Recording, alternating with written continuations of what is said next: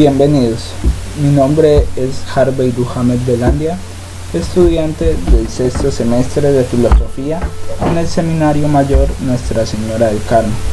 Hoy pues voy a hacer una breve presentación de lo que es la historia de la filosofía a través de una línea de tiempo.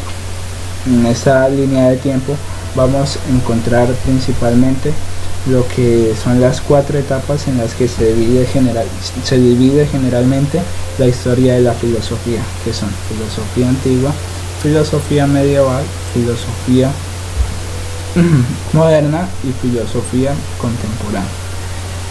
Entonces empecemos con la filosofía antigua.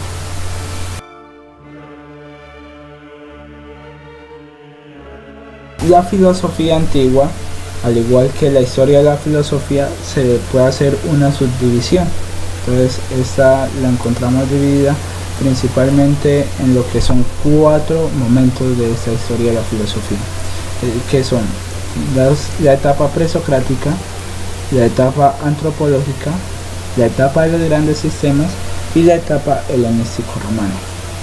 La primera etapa, la etapa presocrática, o también conocida como etapa cosmológica, se caracteriza porque en esta primera etapa los pensadores intentaron buscar el principio natural de todo lo existente. Entonces en ella encontramos algunas escuelas. La primera de ellas es la escuela de Milesios o la escuela de Mileto, en la que encontramos como representantes a Tales de Mileto, Anaximandro y Anaxímenes. Tales es el fundador de esta escuela y conocido como el primero de los filósofos. Nace en el año 624 y muere en el año 546 a.C. Este filósofo se caracterizó porque presentó como principio de todo lo existente el agua. Igualmente, los otros dos pensadores mostraron como principio el apeirón por parte de Anaximandro, que pues lo muestra como algo supranatural, y Anaxímenes, que presenta como principio el aire. También encontramos la escuela pitagórica, en la que su principal representante es Pitágoras. Este hombre lo que hace es presentar como principio único los números, ya que estos son infinitos. Otra escuela importante es la escuela eleática o la escuela de Elea, y allí encontramos como principal representante a Parménides. Parménides sostiene la teoría del ser y afirma que el ser es y el no ser no es, y también niega el movimiento. Otro pensador que podemos, aunque por fecha no está ubicado en esta época, su pensamiento sí recae allí, que es Demócrito. Demócrito pues viene a decir que el principio de todas las cosas y lo que constituye todo lo existente es el átomo, y presenta al átomo como una unidad indivisible. Después de la etapa presocrática, la filosofía dejó de centrarse en lo que era el principio de todas las cosas y empezó a preguntarse por el hombre. Y van a surgir principalmente un movimiento y un pensador importante para la historia de la filosofía. El movimiento es el movimiento sofista, que es representado por Protágoras principalmente y por Gorgias. Protágoras va a decir que el hombre es la medida de todas las cosas, y Gorgias dice, pues va a decir la dificultad del conocimiento. Dice que el hombre puede conocer, pero no puede comunicar a los demás lo que conoce, es decir, existe una imposibilidad del conocimiento. Y ya pues vamos a encontrarnos con uno de los grandes pensadores de la filosofía griega, que es Sócrates, nacido en el año 470 y muerto en el 399 a.C., como lo sabemos por su discípulo Platón, a causa de beber cicuta. Este filósofo se caracteriza por centrar su pensamiento en el hombre y va a proponer que la principal meta del hombre es conocerse a sí mismo, y su lema, conócete a ti mismo. También es conocido por su sistema filosófico, titulado la mayéutica, que consiste, por medio de preguntas, llegar a la verdad. Después de la etapa antropológica, encontramos dos filósofos fundamentales en la historia de la filosofía, que van a representar la etapa de los grandes sistemas. Uno de estos filósofos es Platón, discípulo de Sócrates. Este filósofo es el que va a dar a conocer a su maestro, ya que su maestro no escribió nada, pero él sí hace un gran compendio en el que presenta por medio de historias y de doctrina pura toda su teoría, y su teoría va a consistir en presentar dos mundos: un mundo al que va a llamar el hiperuranio, el mundo de las ideas, y el mundo sensible en el que habitamos. Dice que la realidad está en el mundo de las ideas y que este mundo es un reflejo del mundo de las ideas, y esto lo va a presentar a través del mito de la caverna, que podemos encontrar en el libro séptimo de la República. Otro concepto importante de Platón es que presenta la dualidad del hombre, es decir, el hombre es principalmente alma, pero encarcelada en lo que él va a llamar el cuerpo. Después de Platón encontramos a su discípulo Aristóteles, que vive del año 384 al 332 a.C. Aristóteles va a presentar muchas teorías que sirvieron de base y que siguen sirviendo de base al pensamiento de hoy. Una de ellas es el pensamiento del movimiento, en la que va a decir que el movimiento es posible, pero en cuanto a acto y potencia. Es decir, por ejemplo, él va a presentar el paso de las cosas en acto de las cosas en potencia a las cosas en acto. Entonces esto lo podemos representar, por ejemplo, en una semilla. Una semilla es semilla en acto, pero es potencialmente un árbol. Igualmente, este filósofo va a presentar lo que es el idiomorfismo. Va a decir que el hombre es materia y forma. Y también va a hacer una contribución enorme al crear la metafísica, en la que va a exponer principalmente tres causas de las que aún sostenemos, que son la causa material, la causa formal y la causa eficiente. En sí, la función de este filósofo va a ser aterrizar las ideas de su maestro Platón. Va a traer el mundo inteligible de las ideas al mundo sensible. Después de estos dos grandes sistemas, vamos a encontrar finalmente la etapa helenístico-romana. Recordemos que toda la historia es un flujo de imperios. Entonces, después de que fue el momento de gloria del imperio griego, se da la expansión del imperio romano, y al llegar Roma al territorio griego, va a empezar a prohibir en parte el pensamiento griego, y va simplemente a dejar de seguir con las escuelas moralistas. Entonces ahí vemos la decadencia del pensamiento griego. En esta etapa vamos a encontrar principalmente 4 escuelas. La primera es la escuela del estoicismo, representada por Zenón de Citio, por Séneca y por Marco Aurelio. Ellos proponen suprimir los placeres materiales para poder alcanzar la felicidad. También encontramos la escuela del escepticismo, en la que vamos a ver como principal representante a Pirrón de Elis.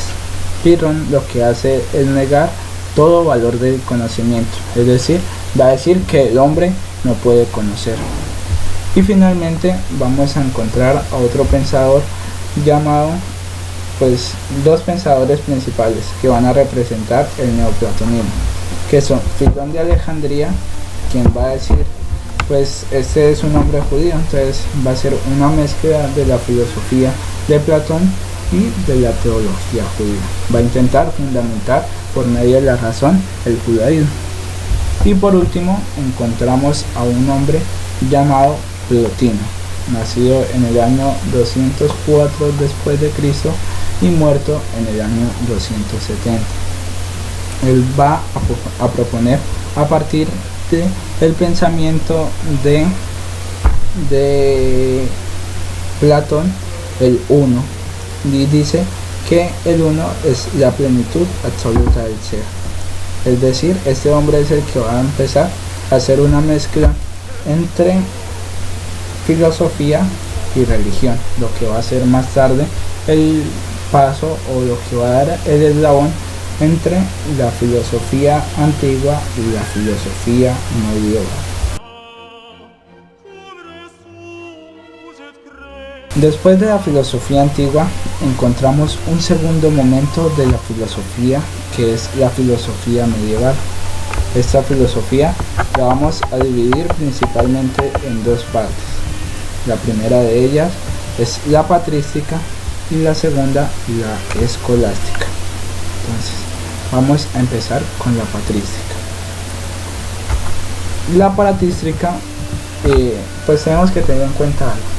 Después del nacimiento de Cristo va a empezar todo lo que es el movimiento cristiano, y tras la filosofía antigua, en la filosofía medieval se va a empezar a utilizar la razón para poder fundamentar todo el pensamiento cristiano.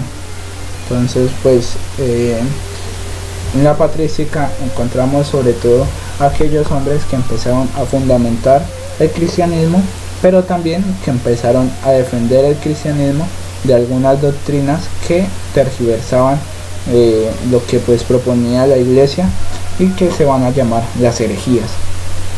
Estas herejías pues encontramos principalmente cuatro. La primera de ellas es el maniqueísmo, que dice que hay dos principios eternos, que son el bien y el mal. Otra herejía es el arrianismo, que dice que solo hay un Dios y que Jesucristo es creado. Igualmente, el pelagianismo dice que el hombre es bueno por naturaleza y por tanto niega la existencia del pecado.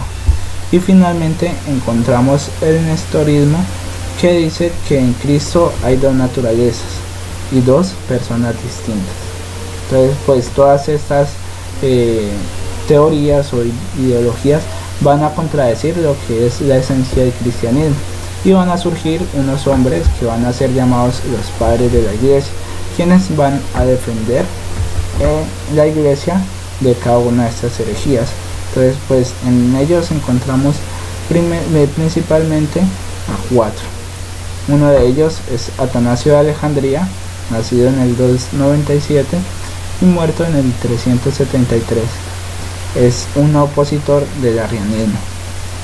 Igualmente encontramos a Juan Crisóstomo, que es llamado boca de oro por sus grandes elocuencias. También encontramos a Ambrosio, que va a combatir el arrianismo en la iglesia de Occidente. Y finalmente el principal de los padres de la iglesia, que va a ser Agustín de Hipona. Agustín de Hipona utilizó para basar su pensamiento a Platón, es decir, cristianizó a Platón. ¿Y cómo lo hizo? La teoría de Platón, que hablaba del mundo de las ideas y del mundo sensible, la suprimió y dijo que existía el mundo sensible y una verdad eterna, que es Dios. Entonces él va a decir que Dios crea el universo y al hombre a partir de la nada. Entonces pues si crea al hombre y al universo a partir de la nada, va a surgir un problema fundamental e importante en su teoría, en su pensamiento, y es de dónde surge el mal. Entonces Agustín va a argumentar que Dios creó al hombre con libre albedrío. Por tanto, el hombre es el que decide tomar el bien o el mal, no es que Dios lo haya creado. va a afirmar que lo único que vale es creer. La persona que cree tiene toda la sabiduría. Entonces dice que creer tiene como fin aceptar la revelación de Dios. Y por eso pues es uno de los primeros que va a hacer la relación entre razón y fe. Va pues a reducir la razón como un principio para poder llegar a la fe. Y dice que hay que creer para entender y entender para creer. Y así es como hace la relación. En esta época, en esta etapa, pues encontramos a otros representantes importantes, pero también quiero resaltar una figura, que es la figura de Boecio, nacido en el año 480 y pues muere en el año 525.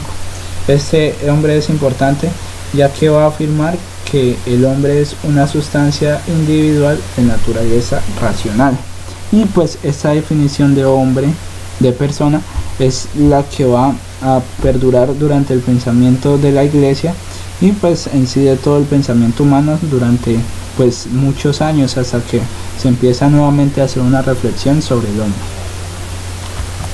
Eso es otra instancia importante, que en el tiempo de la Edad Media se abandona un poco lo que es el pensamiento pues el pensamiento antropológico, y se gira alrededor de un pensamiento pues podemos llamarlo trascendente, ya que todo el estudio se pues gira en torno a Dios. Es un pensamiento teocéntrico. La segunda etapa de lo que llamamos filosofía medieval es la escolástica. ¿Y en qué consiste la escolástica? Existe principalmente pues en que un emperador llamado Carlomagno, nacido en 742 y muerto en 814, dice que es necesaria la educación de las personas.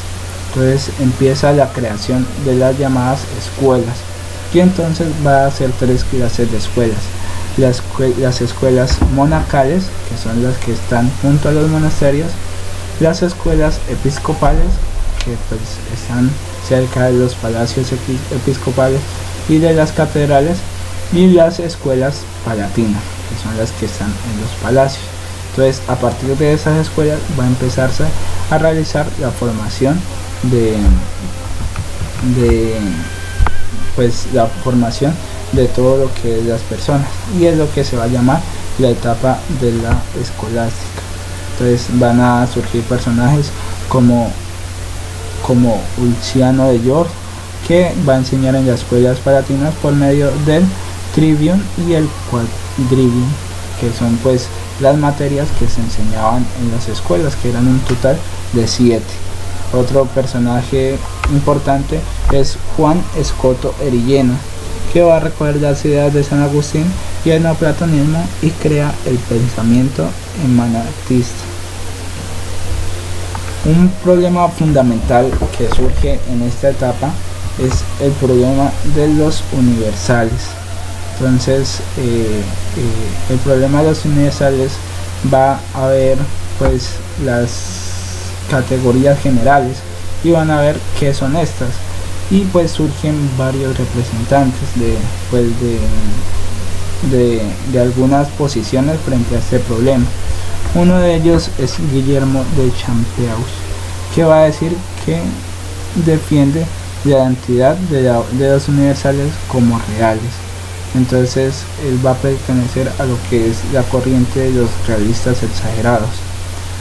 Otra corriente va a ser el nominalismo, en la que encontramos a Pedro Abelardo, y él va a decir que las cosas individuales son lo único real, es decir, que lo universal, lo general, lo categórico es simplemente nombres. Y pues finalmente van a haber algunos que van a ser los realistas moderados, que van a hacer la conciliación entre los exagerados y los nominalistas, y entre ellos por ejemplo encontramos a Gilbert de Port, que va a decir que los géneros y especies existen multiplicando los individuales, es decir, que lo general existe en lo individual. También en la escolástica vamos a encontrar un pensador fundamental, que es Tomás de Aquino, nacido en 1225 y pues muere en 1274. Este autor cristianiza a Aristóteles y dice que no hay que ser tan ciegos como Agustín de Hipona, de solo creer. Dice que hay que aceptar que la razón sí existe y como existe hay que utilizarla. Entonces pues va a hablar, como ya lo acabo de mencionar, de dos verdades fundamentales, que son razón y fe. Entonces la razón es natural del hombre y la fe es natural de Dios. Dice que la razón y fe no son contrarias ni enemigas, sino que se complementan, ya que la razón posibilita la fe. Tomás de Aquino propone 5 vías para demostrar la existencia de Dios a partir de la razón, y son las famosas vías universales. Entonces ya sabemos algunas de estas vías. Por ejemplo, son las vías de causalidad, la vía de contingencia, la vía de las perfecciones y otras. Y pues finalmente encontramos muchos más pensadores, pero quiero mencionar a otro, que es Guillermo de Oca, que nació en 1295 y falleció en 1349. Y este pensador es importantísimo porque es el que va a cortar la relación entre razón y fe. Él es una expresión de la decadencia del pensamiento de la Iglesia en cuanto a la relación de razón y fe. ¿Por qué? Porque dice que Tomás de Aquino, al hacer esta relación de razón y fe, puso en peligro la identidad de la Iglesia. Y entonces va a decir que lo auténtico de la Iglesia es la fe. Es decir, que no hay que mezclar la fe encargada de la Iglesia con la razón. Cada una debe manejarse por aparte. Entonces pues al hacer esto, este hombre es uno de los que va a desprender razón y fe y va a dar paso libre a la razón para que se empiece a generar una nueva etapa del pensamiento.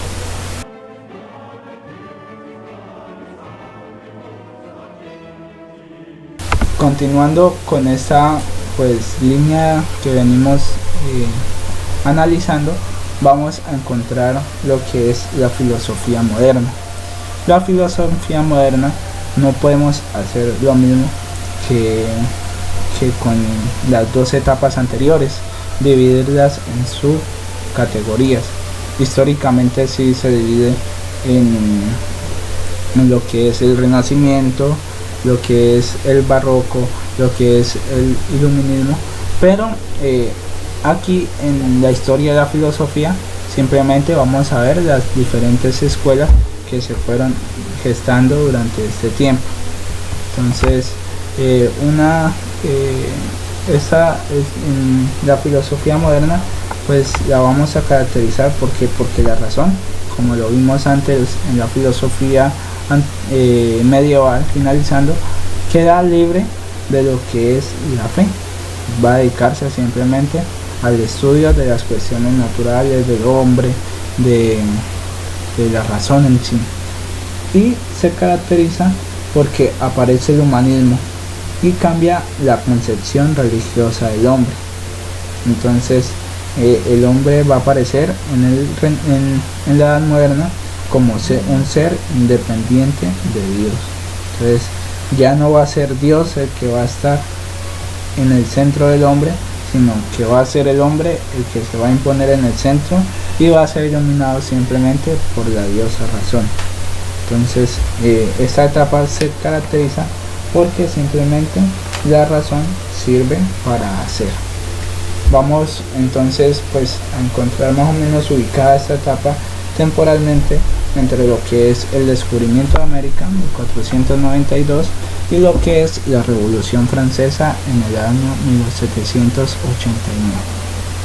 Entonces pues encontramos muchos pensadores, y entre ellos, por ejemplo, encontramos los que empezaron a hacer una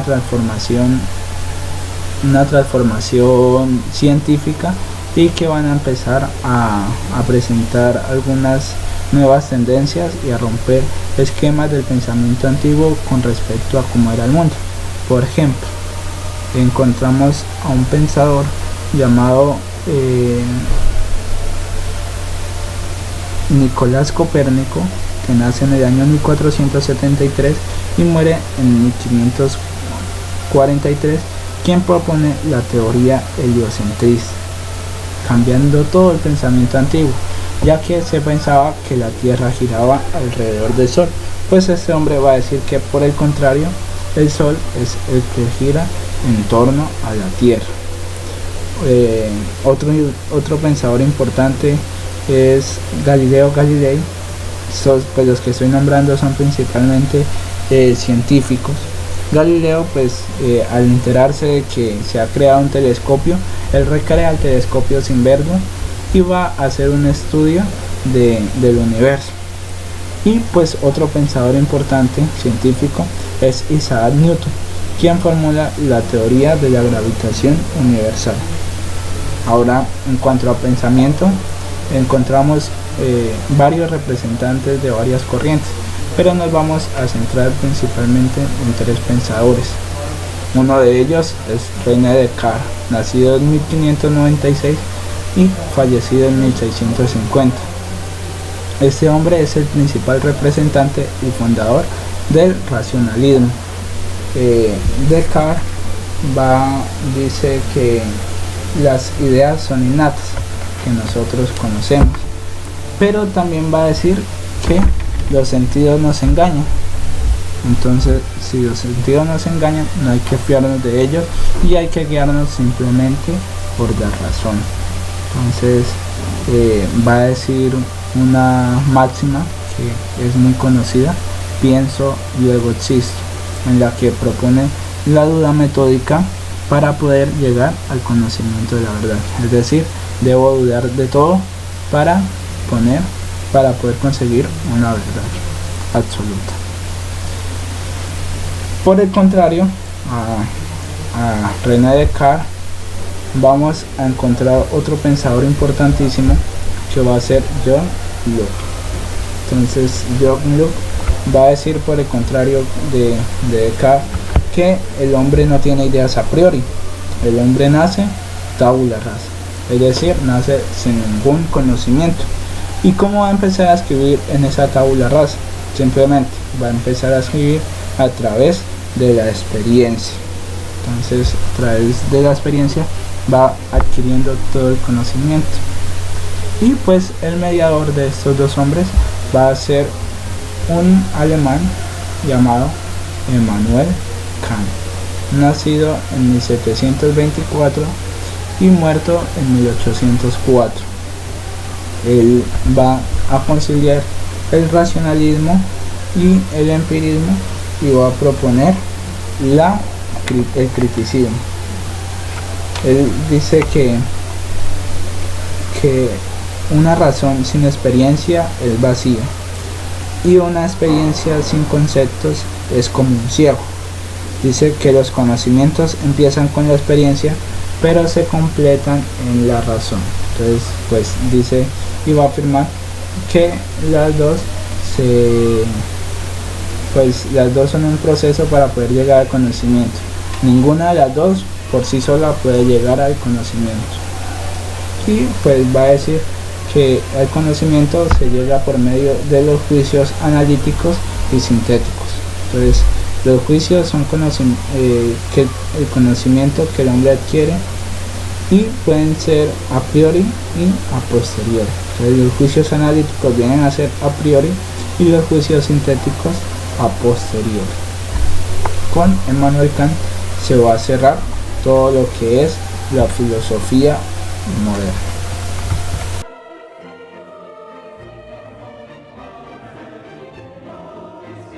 Después de la Revolución Francesa vamos a encontrar lo que es la filosofía contemporánea, que pues es sobre todo una filosofía difícil de estudiar porque es una filosofía fragmentada. Entonces van a surgir muchas corrientes de pensamiento, en los que algunos se van a dedicar al estudio de la historia, otros al estudio de la economía, y van a nacer pues filósofos que cada uno se especializa en su pensamiento. Entonces vamos a ver lo que son las principales corrientes de la filosofía contemporánea. Entonces pues para empezar debemos hacer un vistazo a lo que es el idealismo alemán, que es el que va a abrir esta etapa de la filosofía contemporánea después de la Revolución Francesa. Entonces aquí encontramos a un filósofo llamado Fichte, que pues va a representar el idealismo ético. Entonces va a proponer una tríada, que es el yo puro, el no yo y la conclusión. Siguiendo esta línea encontramos a otro filósofo llamado Schelling, que él va a proponer el idealismo estético, que va a conformarse también por una tríada, que es el hacer, el ser y el límite. Y por último, en este idealismo alemán encontramos al señor Hegel, nacido en 1770 y fallecido en 1831. Entonces Hegel va a representar lo que llamaremos el idealismo absoluto. Entonces, ¿en qué consiste? Él va a proponer también una tríada en la que se puede llegar al conocimiento. Esto lo propone a través de su libro Fenomenología del Espíritu. Entonces él va a afirmar que existen una tesis, una antítesis y una síntesis, que en sí va a hacer pues su pensamiento y va a hablar del desarrollo humano de la historia, y en sí va a hablar que la libertad se da a través del desarrollo de todo. Este hombre es importantísimo porque de él van a nacer los que lo apoyan y los que no apoyan, y así va a darse lo que es el desarrollo de la filosofía. Entonces encontramos en esta parte del pensamiento a los que son pues la derecha y la conocida izquierda hegeliana. Entonces pues los representantes de la derecha hegeliana no son muy conocidos, pero en sí se caracterizan por presentar lo que es el pensamiento de Hegel y apoyarlo con otras ideas. Ahora bien, en la izquierda hegeliana encontramos a unos representantes muy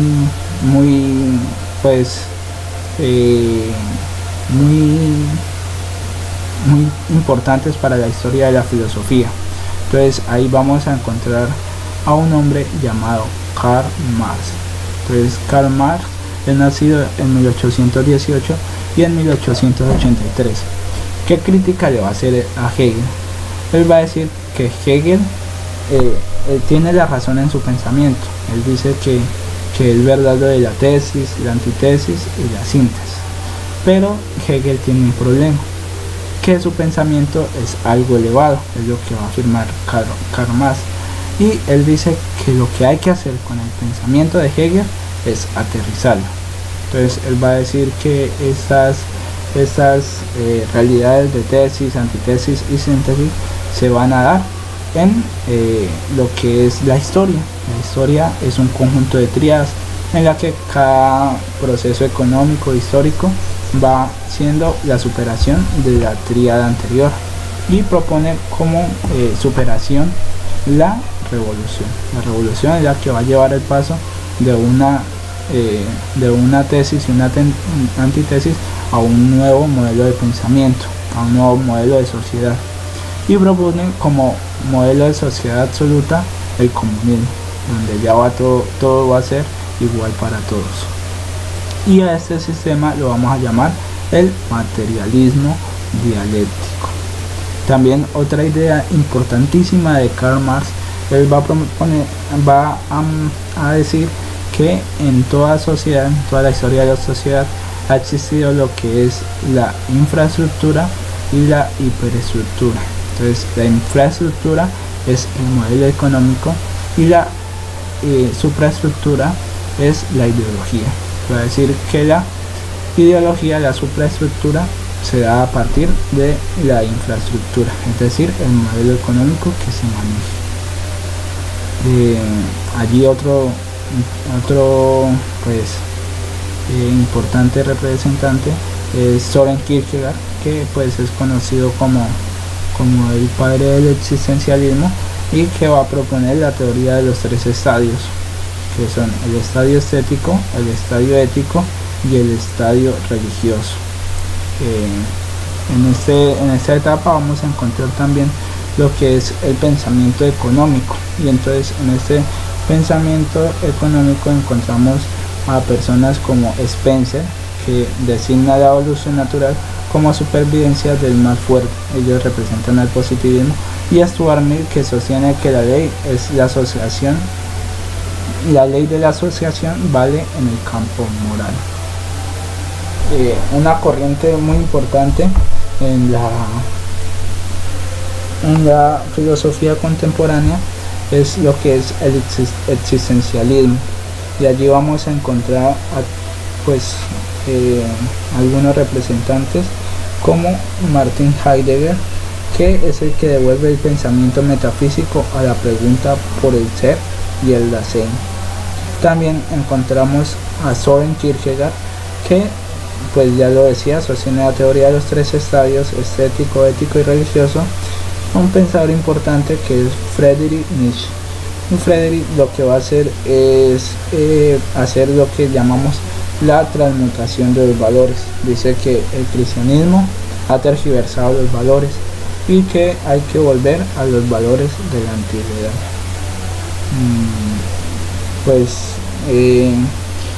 Encontramos otra corriente en esta filosofía contemporánea, que es la filosofía analítica o la filosofía del lenguaje.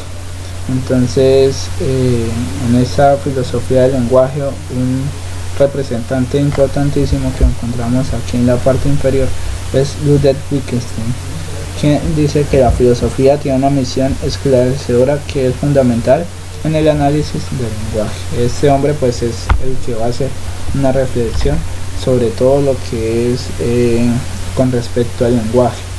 Y ya pues entre los últimos pensadores que pues han surgido, algunos por ejemplo siguen vivos, encontramos a Emmanuel Mounier, representante de la corriente personalista, quien dice que el núcleo del pensamiento lo constituye la persona, dotada de corporeidad, interioridad, trascendencia y acción. Este hombre, junto con toda su corriente filosófica, va a encargarse de hacer el estudio de la persona en cuanto a ser relacional, en cuanto a ser con el otro. Y pues encontramos finalmente en esta línea de tiempo, han existido más pensadores más adelante, pero pues hasta aquí lo vamos a dejar con la filosofía contemporánea, y es el señor Habermas, nacido en 1929, quien pues actualmente vive, y él pues lo que va a hacer es criticar al pensamiento positivista. ¿Por qué? Porque él dice que el positivismo reduce el modelo de pensamiento simplemente al modelo empírico, y propone pues como medida para poder solucionar este problema lo que es la razón comunicativa. Es un filósofo que va a hacer un estudio de toda la historia de todo el pensamiento de la comunicación. Bueno, esto es hasta aquí lo que quería compartirles de la filosofía, de la historia de la filosofía. Muchas gracias por su atención.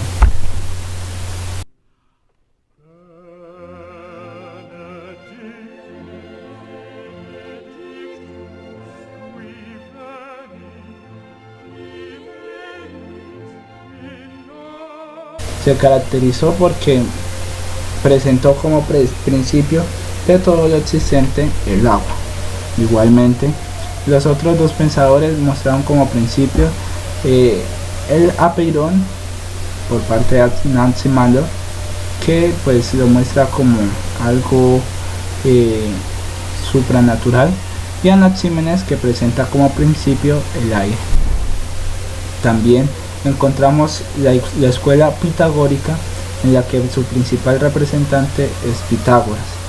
Este hombre lo que hace es presentar como principio único los números, ya que estos son infinitos. Otra escuela importante es la escuela eleática o la escuela de Elea, y allí encontramos como principal representante a Parménides. Parménides sostiene la teoría del ser y afirma que el ser es y el no ser no es, y también niega el movimiento, pero no puede comunicar a los demás lo que conoce, es decir, existe una imposibilidad del conocimiento. Y ya pues vamos a encontrarnos con uno de los grandes pensadores de la filosofía griega, que es Sócrates, nacido en el año 470 y muerto en el 399 a.C., como lo sabemos por su discípulo Platón, a causa de beber cicuta. Este filósofo se caracteriza por centrar su pensamiento en el hombre y va a proponer que la principal meta del hombre es conocerse a sí mismo, y su lema, conócete a ti mismo. También es conocido por su sistema filosófico titulado la mayéutica, que consiste por medio de preguntas llegar a la verdad. Después de la etapa antropológica encontramos dos filósofos fundamentales en la historia de la filosofía, que van a representar la etapa de los otro pensador que podemos, aunque por fecha no está ubicado en esta época, su pensamiento sí recae allí, que es Demócrito. Demócrito pues viene a decir que el principio de todas las cosas y lo que constituye todo lo existente es el átomo, y presenta al átomo como una unidad indivisible. Después de la etapa presocrática, la filosofía dejó de centrarse en lo que era el principio de todas las cosas y empezó a preguntarse por el hombre, y van a surgir principalmente un movimiento y un pensador importante para la historia de la filosofía. El movimiento es el movimiento sofista, que es representado por Protágoras principalmente y por Gorgias. Protágoras va a decir que el hombre es la medida de todas las cosas, y Gorgias dice, pues va a decir la dificultad del conocimiento. Dice que el hombre puede conocer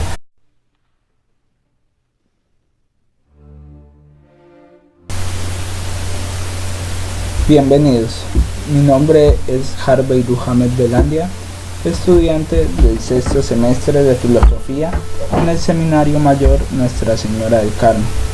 Hoy pues voy a hacer una breve presentación de lo que es la historia de la filosofía a través de una línea de tiempo. En esta línea de tiempo vamos a encontrar principalmente lo que son las cuatro etapas en las que se divide generalmente la historia de la filosofía, que son filosofía antigua, filosofía medieval, filosofía moderna y filosofía contemporánea. Entonces empecemos con la filosofía antigua.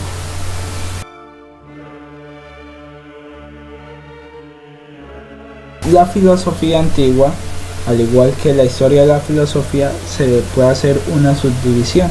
Entonces esta la encontramos dividida principalmente en lo que son cuatro momentos de esta historia de la filosofía, que son la etapa presocrática, la etapa antropológica, la etapa de los grandes sistemas y la etapa helenístico-romana. La primera etapa, la etapa presocrática, o también conocida como etapa cosmológica, se caracteriza porque en esta primera etapa los pensadores intentaron buscar el principio natural de todo lo existente. Entonces en ella encontramos algunas escuelas. La primera de ellas es la escuela de Milesios. o la escuela de Mileto, en la que encontramos como representantes a Tales de Mileto, Anaximandro y Anaximenes. Tales es el fundador de esta escuela y conocido como el primero de los filósofos. Nace en el año 624 y muere en el año 546 a.C. Este filósofo